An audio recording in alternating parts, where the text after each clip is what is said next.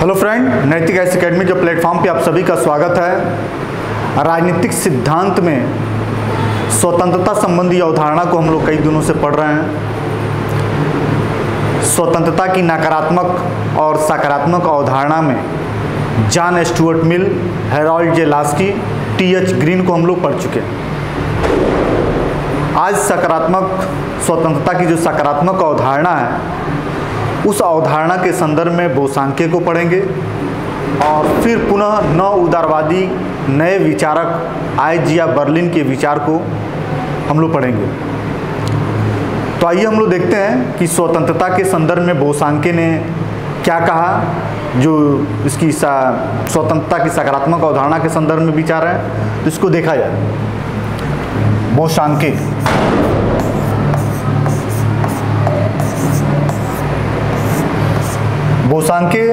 स्वतंत्रता के संदर्भ में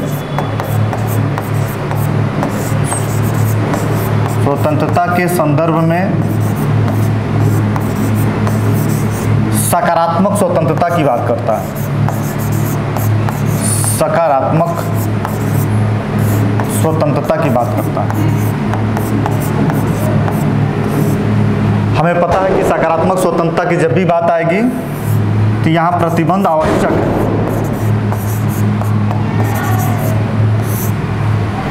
बिना प्रतिबंध की कोई भी स्वतंत्रता न होती है और ना ही उसका कोई उद्देश्य प्राप्त हो सकता है। स्वतंत्रता का मूल उद्देश्य व्यक्ति की सार्वभौमिक विकास, और यह विकास व्यक्ति के अकेले नहीं हो सकता है बल्कि सामाजिक संदर्भ में ही हो सकता है। स्वतंत्रता इसलिए आवश्यक है कि व्यक्ति बिना किसी हस्तक्षेप के वह अपना विकास कर सके, लेकिन यह जरूरी है कि व्यक्ति के विकास के साथ समाज का विनाश न हो बल्कि समाज का भी विकास हो। तो सकारात्मक स्वतंत्रता व्यक्ति के विकास और समाज के विकास दोनों में समन्वय बिठा के अपनी अवधारणा को लेकर चलता है। इसी बात को जो है बोसांके ने कहा, और बोसांके की जो महत्वपूर्ण पुस्तक है वह है प्रिंसिपल्स ऑफ इंडिविजुअलिटी। इसकी जो पुस्तक है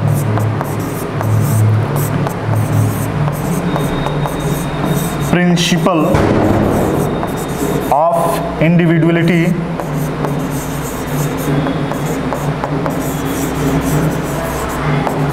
इंडिविजुअलिटी एंड वैल्यू।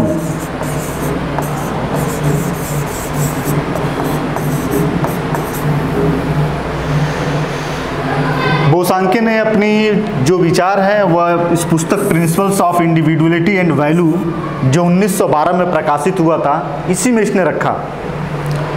और इसने जो है सबसे पहले कहा कि प्राकृतिक स्वतंत्रता नामक कोई चीज़ होती नहीं है। जब यह कहा जाता है कि मनुष्य ने जन्म से ही स्वतंत्रता नामक अधिकार को लेकर आया है, इस पर किसी प्रकार की कोई प्रतिबंध नहीं है, तो ये सारी जो बातें हैं मनुष्य के विकास के लिए आवश्यक नहीं है। जब यह कहा जाता है कि बिना प्रतिबंध के अभाव में ही स्वतंत्रता होती है और इसी स्वतंत्रता से मनुष्य के व्यक्तित्व का विकास है, लेकिन बोसांके का मानना है कि नहीं, ये धारणा जो है बिल्कुल गलत है और यह धारणा और यह विचार स्वतंत्रता के मूल उद्देश्यों को न तो प्राप्त करता है और न ही व्यक्ति के व्यक्तित्व के विकास को बनाता है। इसका मानना यह है कि जो स्वतंत्रता एक व्यक्ति की एक ऐसी अवस्था है जिसमें वह तमाम प्रतिबंधों, दबावों, यातनाओं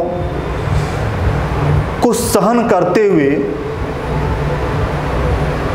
अपने आप पे, अपने मन पे वो नियंत्रण स्थापित कर लेता है, वही वह स्वतंत्रता है।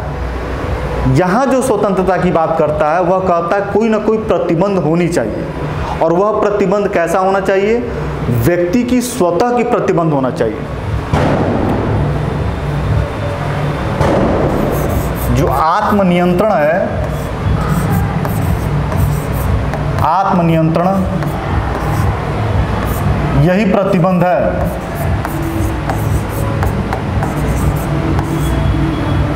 व्यक्ति की स्वतंत्रता पे आत्मनियंत्रण नामक प्रतिबंध होना चाहिए।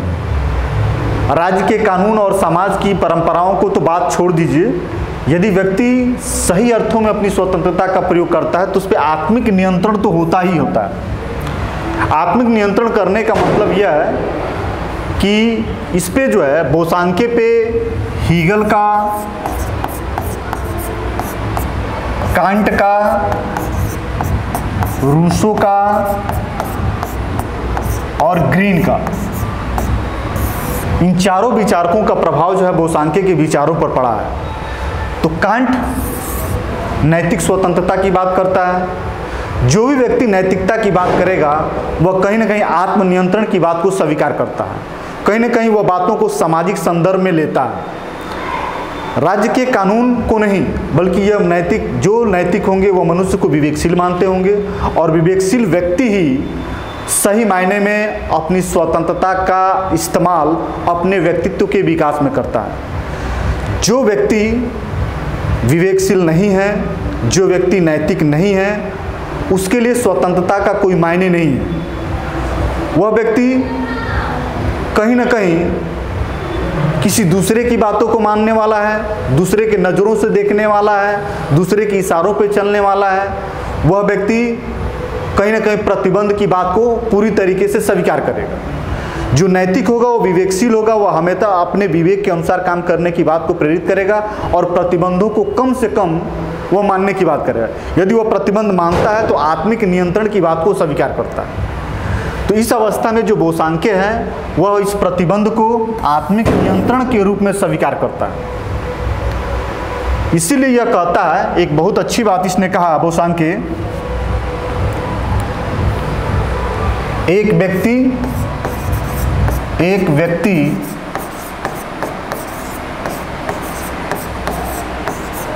दास से अधिक होकर भी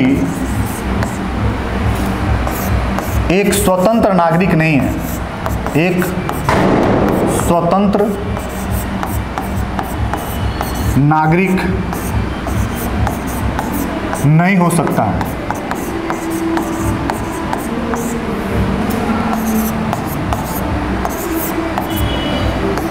ये बोसांके का स्टेटमेंट कई बार परीक्षाओं में पूछ भी सकता है। किसने जो है कहा कि एक व्यक्ति दास से अधिक होकर भी एक स्वतंत्र नागरिक नहीं हो सकता। इसका मतलब क्या है? दास गुलामी का प्रतीक है। यह प्रतिबंधों नहीं बल्कि अमानवीय स्थिति है जो व्यक्ति को अपने विवेक के अनुसार कोई कार्य करने की अनुमति नहीं होती है। ऐसी भी चीज़ों को दासता कहा जाता है। यदि इस दासता से मुक्त हो जाए कोई व्यक्ति और वह किसी की गुलामी में न रहे बल्कि उसको आज़ादी मिली रहे, तो भी इनका कहना है कि वह स्वतंत्र नागरिक नहीं हो सकता। यदि व्यक्ति को दासता से मुक्ति मिल जाए और वह आत्मिक नियंत्रण की बात को स्वीकार नहीं करता है तो वह एक स्वतंत्र नागरिक नहीं हो सकता है। वही व्यक्ति स्वतंत्र नागरिक हो सकता है जिसमें आत्मनियंत्रण की प्रवृत्ति हो, आत्मनियंत्रण की बात को स्वीकार करता हो, और यह आत्मनियंत्रण समाज और राज्य की नहीं बल्कि व्यक्ति की स्वतः की होती है। तभी वह स्वतंत्रता का सही तरीके से एंजॉय कर सकता है और वह एक स्वतंत्र नागरिक के रूप में मान्य हो सकता है। तो स्वतंत्र नागरिक होने के लिए जरूरी है कि उस पर आत्मिक नियंत्रण हो। यह जरूरी नहीं है कि वह दास नहीं है तो वह स्वतंत्र नागरिक हो। कहने का मतलब यही है कि प्रतिबंधों से आज़ादी मिलने के बावजूद भी यदि वह व्यक्ति आत्मिक नियंत्रण को नहीं मानता है तो सही मामले में स्वतंत्र नागरिक नहीं है। स्वतंत्र नागरिक होने के लिए उसे सेल्फ का जो कंट्रोल है उसको अपनाना पड़ेगा। ठीक है, तो ये इस कथन का तात्पर्य, ये कथन कभी पूछ सकता है। दूसरा इसने ये कहा कि जो स्वतंत्रता है एक ऐसे वातावरण का निर्माण करता है जिसमें निषेधात्मक और सकारात्मक दोनों बात आती है। निषेधात्मक और सकारात्मक, निषेधात्मक और सकारात्मक ये दोनों बातें होती हैं। ठीक है, निषेधात्मक में क्या है?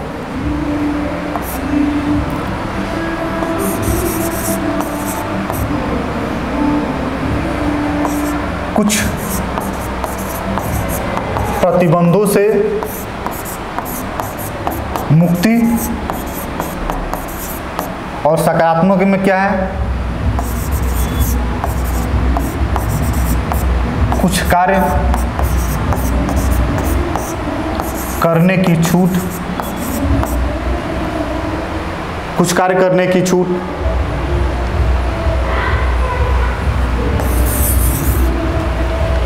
जो ये कहता है कुछ प्रतिबंधों से मुक्ति। या प्रतिबंधों से मुक्ति का मतलब क्या है? मनुष्य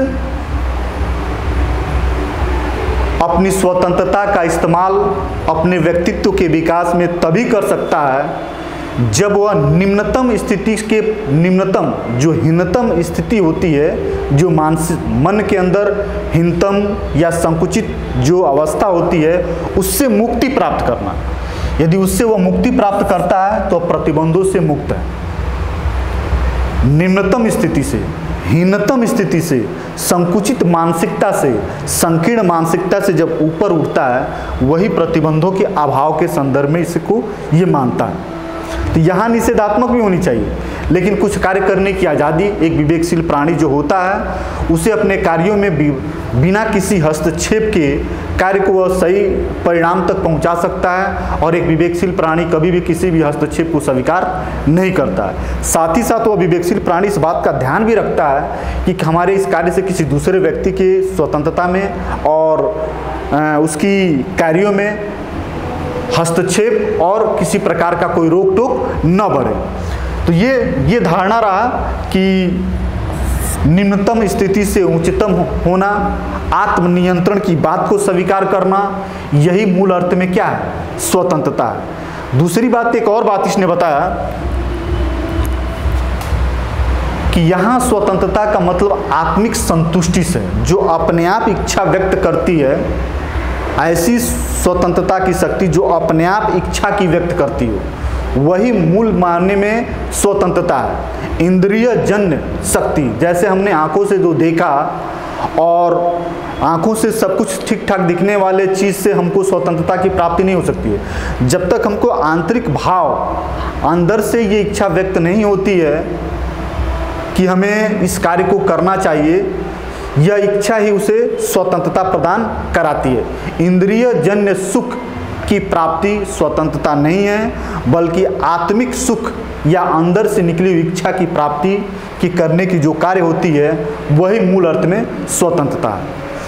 स्वतंत्रता का अर्थ सही मायने में देखा जाए तो मूर्ख, गंवार और दूसरे की बातों को मानने वाले या दूसरे के इशारों पर चलने वाले के लिए नहीं है, बल्कि यह स्वतंत्रता एक नैतिक व्यक्ति, एक विवेकशील व्यक्ति के लिए बहुत ज़्यादा मायने रखता है, क्योंकि वह नैतिक और विवेकशील प्राणी विदाउट इंटरफेयर के अपने विवेक का इस्तेमाल करके अपने कार्यों को परिणाम देने के लिए वह स्वतंत्र वातावरण का अवस्था को चाहता है, ताकि वो अपने व्यक्तित्व की सार्वभौमिक क्या कर सके, विकास कर सके। बोसांके का यही रहा स्वतंत्रता संबंधी अवधारणा। इसने जिस प्रतिबंध को स्वीकार किया है वह है आत्मनियंत्रण की। एक ही बात को याद रखिए, आत्मनियंत्रण के जो प्रतिबंध है, आत्मनियंत्रण इसी बात को वह क्या करता है, स्वीकार करता है। या एक और कह सकते हैं, स्वतंत्रता की जो भावनात्मक व्याख्या है या स्वतंत्रता की जो दार्शनिक व्याख्या है, वह बोसांके की विचारों में स्पष्ट होता है। क्योंकि आंतरिक स्वतंत्रता की बात करना, आत्मनियंत्रण की बात करना, नैतिकता की बात करना, ये सारे कहीं ना कहीं दर्शन से संबंधित होते हैं। तो आपका यह प्रश्न भी पूछ सकता है कि जो स्वतंत्रता संबंधी दार्शनिक व्याख्या है, ये किसकी है? तो यह है बोसांके की। ठीक है। अब बोसांके की इस व्याख्या की समाप्ति के बाद हम लोग 9 उदारवादी जो समकालीन राजनीतिक विचारक हैं, जिन्होंने स्वतंत्रता के संदर्भ में अपने विचार दिए हैं, उसमें सबसे पहले हम पढ़ेंगे आईजिया बर्लिन को। समकालीन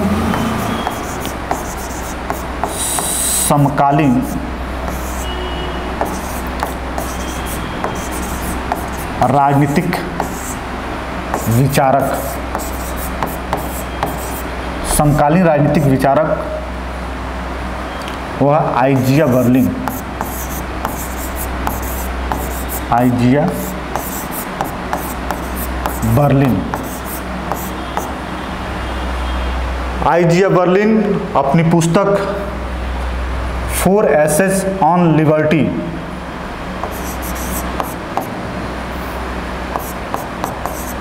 फोर एसेज ऑन लिबर्टी, जिसको 1969 4 एसेज ऑन लिबर्टी जो 1969 में लिखी गई है, इसकी पुस्तक, इसी में इसने जो है अपनी स्वतंत्रता संबंधी अवधारणा को स्वीकार किया है। जितने भी समकालीन उदारवादी राजनीतिक विचारक हैं, ये स्वतंत्रता की नकारात्मक अवधारणा को स्वीकार करते हैं। स्वतंत्रता की नकारात्मक अवधारणा की बात को स्वीकार करते हैं। स्वतंत्रता के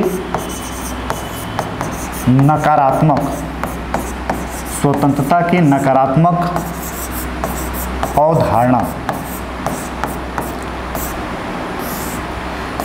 समकालीन राजनीतिक विचारक में जो नौ उदारवादी हैं वह स्वतंत्रता की नकारात्मक अवधारणा की बात को स्वीकार करते हैं। नकारात्मक अवधारणा का मतलब क्या है? इनका मानना है कि स्वतंत्रता प्रतिबंधों का अभाव है और विवेकशील प्राणी जो कुछ करना चाहते हैं उन्हें वह कार्य करने की पूर्ण आज़ादी मिलनी चाहिए। इसी बात को लेकर नौ उदारवादी विचारक जो अपनी बातों को रखते हैं। आइजिया बर्लिन भी इसी तरीके का विचारक है और इस तरीके के विचार करने वाले वर्तमान विचारक को कहा गया है स्वेच्छातंत्रवादी। स्वेच्छातंत्रवादी इनको कह सकते हैं नौ उदारवादी या समकालीन उदारवादी। समकालीन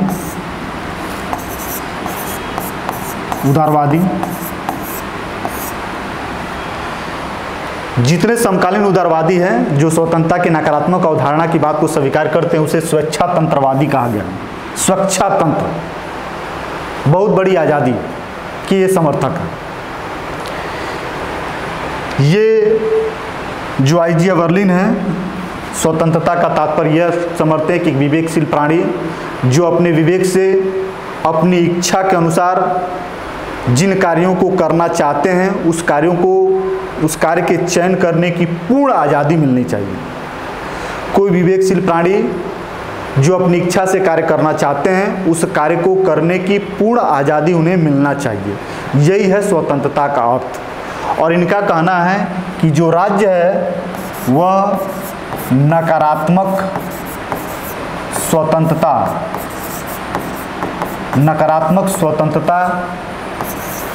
की रक्षा करे,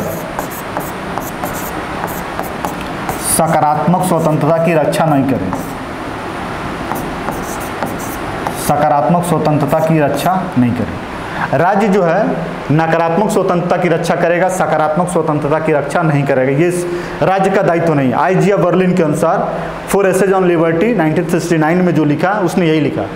अब यहाँ ये समझ लीजिए सकारात्मक स्वतंत्रता की बात हम लोग बहुत पहले से यही जानना है कि ये प्रतिबंधों की बात को स्वीकार करता है, लेकिन ये प्रतिबंध को क्यों स्वीकार करता है इस बात को थोड़ा जानना जरूरी है। सकारात्मक स्वतंत्रता के समर्थकों का ये मानना है कि जो नागरिक होते हैं वह नागरिक उस नागरिकता में कुछ अमीर नागरिक होते हैं, कुछ गरीब नागरिक होते हैं। जैसे जो नागरिक है पूर्ण रूप में नागरिक है, इस नागरिक में कितने रहते हैं तो अमीर भी नागरिक रहते हैं और गरीब भी नागरिक रहते हैं। जब स्वतंत्रता मिलेगी बिना प्रतिबंध के तो ये जो अमीर नागरिक है इस गरीब की स्वतंत्रता का हनन करते हुए उसका दमन करते हुए अपनी पूर्ण स्वतंत्रता को एंजॉय करे। और यह जो गरीब नागरिक है मिले हुए स्वतंत्रता का उपयोग इनके ऊपर नहीं कर सकता है, इनका दमन करके या इनको किसी प्रकार का नुकसान करके नहीं, बल्कि इनकी बातों को सहन करके दब के इसको क्या करना पड़ेगा, रहना पड़ेगा। ऐसी स्थिति में सकारात्मक स्वतंत्रता के समर्थकों का मानना है कि इनको कुछ ऐसी परिस्थितियां बनाई जाए ताकि ये स्वतंत्रता का सही एंजॉय करें और अमीरों पे एक ऐसा प्रतिबंध लगाया जाए जो इनके दमन करके और इनको यातनाएं दे के जो इनकी स्वतंत्रता की प्रवृत्तियां हैं उस पर रोक लगाई जा सके। तो इसी रूप में सकारात्मक स्वतंत्रता वालों ने क्या कहा, प्रतिबंध की बात कहा। लेकिन जो नौ उदारवादी विचारक जैसे आइजिया बर्लिन है उनका ये कहना है कि नहीं, सकारात्मक स्वतंत्रता की बात करना, प्रतिबंध लगाना, गरीबों की स्थिति ऊंचा उठाना, अमीरों पे कुछ प्रतिबंध लगाना, ये बिल्कुल गलत बात है। नकारात्मक स्वतंत्रता की रक्षा राज्य करे और स्वतंत्रता का तात्पर्य व्यक्ति की सामर्थ्य से है। स्वतंत्रता का तात्पर्य किससे है? स्वतंत्रता का तात्पर्य व्यक्ति के सामर्थ्य से है। व्यक्ति के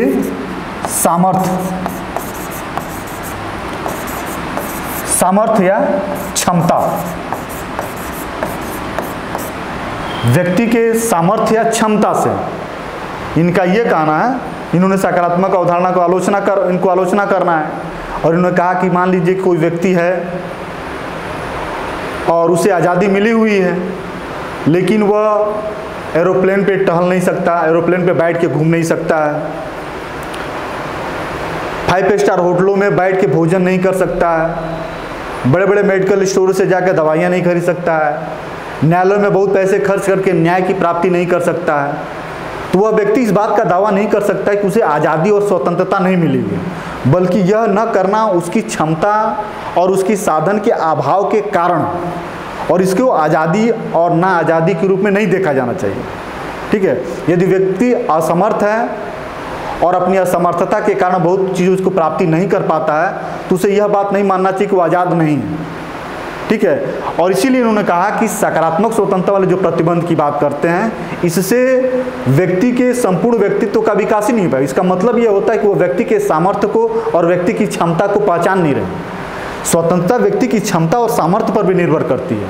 व्यक्ति यदि सक्षम नहीं है बड़े बड़े जगहों पे जाने के, तो अपने आप को नहीं कह सकता कि वह क्या है, स्वतंत्र नहीं है, और उसके लिए वह सरकार से मांग करे कि हमको यह सुविधा प्रदान करिए तभी हम स्वतंत्र होंगे, नहीं तो यदि हमें सुविधा या नहीं मिलती एरोप्लेन पे घूमने के लिए, तो इसका मतलब हमें स्वतंत्र नहीं रखा जा रहा। इस तरह के तर्कों को देखकर आइजिया वर्ली ने स्वतंत्रता की जो सकारात्मक अवधारणा है, जहाँ राज्य प्रतिबंध लगा के गरीबों को उठाने की बात करती है, उसको ये इनकार करता है, उसको अस्वीकार करता है और कहता है कि वही बातें सही है जो व्यक्ति के कार्यों में राज्य के द्वारा कोई हस्तक्षेप नहीं मिलता है, या मनुष्य के द्वारा अपनी मनचाही बातों को करने के लिए जो आज़ादी है वह नहीं मिल, वही चीज़ क्या है, वही आपका मूल स्वतंत्रता है, मूल आज़ादी है। तो अभी जितने भी विचारक हैं, जो चाहे फ्रीडमैन अभी पढ़ेंगे हम लोग, फ्रीडमैन को, हेक को पढ़ेंगे, ये सभी लोगों ने स्वेच्छातंत्रवादी, स्वेच्छा को, यदि स्वेच्छा से आप आज़ाद हैं तो आज़ाद हैं, यदि स्वेच्छा से आप असमर्थ हैं तो असमर्थ है, उसको स्वतंत्रता नहीं कहा जाएगा। ठीक है, तो ये सारी चीज़ें जो जितने जो आइजिया वर्लिन है, हेक हैं, फ्रीडमैन है, ये सब जो है सब नकारात्मक स्वतंत्रता की अवधारणा को मानने वाले हैं। इसीलिए इन्हें स्वेच्छातंत्रवादी कहा गया है। आज़ादी स्वेच्छा से मिलती है, किसी की सपोर्ट, सहयोग, वातावरण बनाने से नहीं मिलती है। इसीलिए इन लोगों ने जो है सकारात्मक स्वतंत्रता की अवधारणा को अस्वीकार किया और नकारात्मक जो स्वतंत्रता की बातें हैं, प्रतिबंधों की अभाव और मनुष्य जो कुछ करना चाहता है उसे करने ही दिया जाए, यही है स्वतंत्रता का मूल अर्थ। इसी में मनुष्य के व्यक्तित्व का विकास हो सकता है। और स्वतंत्रता का अर्थ और संबंध सामर्थ्य और क्षमता से भी है, और जिसके पास क्षमता नहीं है उसको यह नहीं कहा जा सकता कि वह स्वतंत्र नहीं है, बल्कि वह स्वतंत्र है, वह अपनी क्षमता के कारण उस स्वतंत्रता का प्रयोग नहीं कर रहा। ये आइजिया वर्लिन का विचार है। ठीक है, दो विचारक बहुत हैं, दो विचारकों के थोड़े थोड़े विचारों को हम लोग पढ़ेंगे और इस तरीके से स्वतंत्रता संबंधी अवधारणा हमारी समाप्त हो जाएगी। कल हम लोग जो है फ्रेडरिक और हेक को पढ़ेंगे। इसके बाद स्वतंत्रता का कानून के साथ संबंध, स्वतंत्रता के अन्य चीज़ों के साथ संबंध पढ़ के स्वतंत्रता संबंधी अवधारणा को क्या करेंगे, हम लोग समाप्त कर देंगे। और आप लोगों से हमारा विनम्र निवेदन यह है कि यूनिट 2 की कॉपियाँ तैयार कीजिए। यूनिट 1 की कॉपी आपके पास तैयार हो गई होगी, यूनिट 2 की कॉपियाँ फिर से तैयार करते चलिए और अपना नोट्स बनाते चलिए। और अन्य साधन से भी कुछ होता है तो उसको उपयोग करते रहिए। अपनी नेट एग्जाम की तैयारी बहुत मनोयोग से, बहुत लग्न और बहुत मेहनत के साथ तैयार कीजिए। भले ही इस बार की जो परीक्षा पेपर लीक हुई है, लेकिन यह कोई ज़रूरी नहीं कि हमेशा पेपर लीक हो और परीक्षाएं जो है हमेशा दूषित होती हैं, ऐसा नहीं है। हम लोगों ने भी परीक्षाएं दिया बिना किसी नकल, बिना किसी चीज़ों का, उसमें हम लोग पास हुए, हमें नंबर भी मिला। और इसी आशा के साथ, इसी विश्वास के साथ आप मेहनत कीजिए। और जो पेपर लीक होता है, पेपर ख़राब होता है, पेपर आउट होता है, इसकी जिम्मेदारी सरकार की होगी, सरकार समझेगी, सरकार उस पर नियंत्रण लगाएगी। मेहनत करने वालों को उसको परिणाम मिलेगा और यह सरकार का भी दायित्व होगा और सरकार इस जिम्मेदारी को अपनी समझती भी है और निश्चित तौर से आपके मेहनत के साथ न्याय होगा। यह सबका सोच है, सब लोग ऐसा चाहते हैं। कुछ ही लोग असामाजिक तत्व होते हैं जो व्यवस्था को बिगाड़ के, व्यवस्था में हलचल मचा के या गैर तरीके से पैसाओं को कमा के और इस तरीके के जो काम करते हैं वो बहुत अच्छे नहीं होते हैं। और मान लीजिए लह गया, पैसे देकर आपने नेट की डिग्रियां प्राप्त कर ली, लेकिन बाद में उसका यदि आपकी मेहनत नहीं है तो उसकी कोई वैल्यू नहीं रह जाती है। तो जो चीज़ आप मेहनत से प्राप्त किए रहेंगे उसकी वैल्यू समाज में हमेशा के लिए बनी रहेगी और वह मेहनत आपके व्यक्तित्व में, आपके कार्यों में दिखाई देगी। यही आपकी पूंजी होगी और इसी से आप जाने जाएंगे। तो आप निश्चित तौर से मेहनत करके ही परीक्षाओं को निकालिए और पूरे अच्छे तरीके से पढ़िए। बाकी फिर अगले क्लास में मुलाकात होगी। धन्यवाद।